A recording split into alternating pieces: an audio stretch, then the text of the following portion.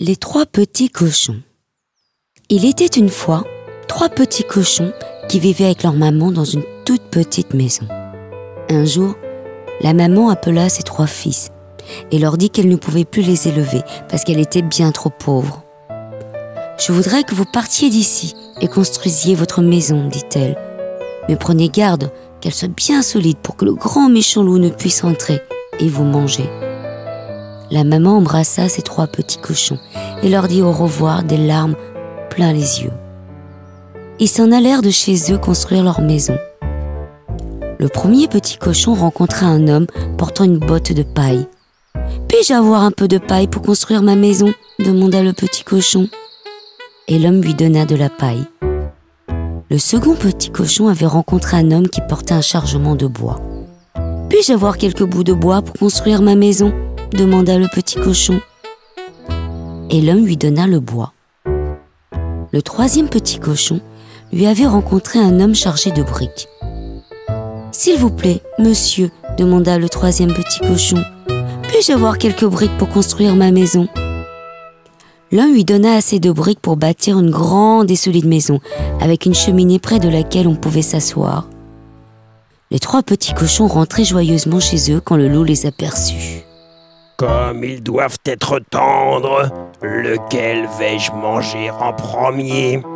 Je vais commencer par le petit cochon dans la maison de paille. » Il frappa à la porte. « Petit cochon, gentil petit cochon, puis-je entrer ? » « Non, non, par le poil de mon menton. » »« Alors, je vais souffler et ta maison s'envolera. » Le loup gonfla ses joues, souffla de toutes ses forces, et la maison de paille s'envola.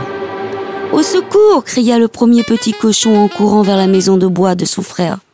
À peine celui-ci eut-il refermé la porte que le loup frappa. « Petit cochon, gentil petit cochon, puis-je entrer ? » « Non, non, par le poil de nos mentons !» répondirent les 2 frères. « Alors, je vais souffler, et votre maison s'envolera. » Le loup se gonfla les joues, souffla de toutes ses forces, et la maison de bois s'envola.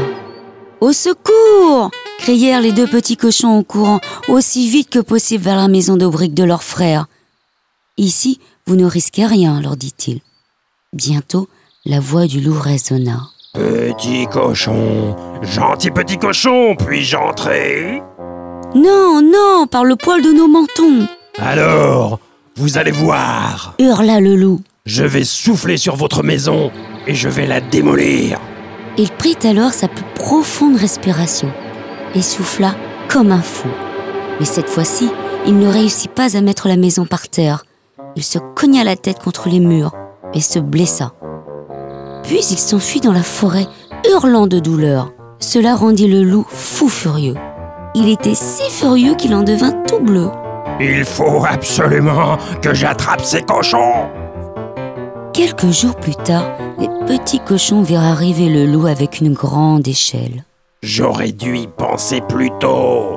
dit-il en l'appuyant contre le mur de la maison.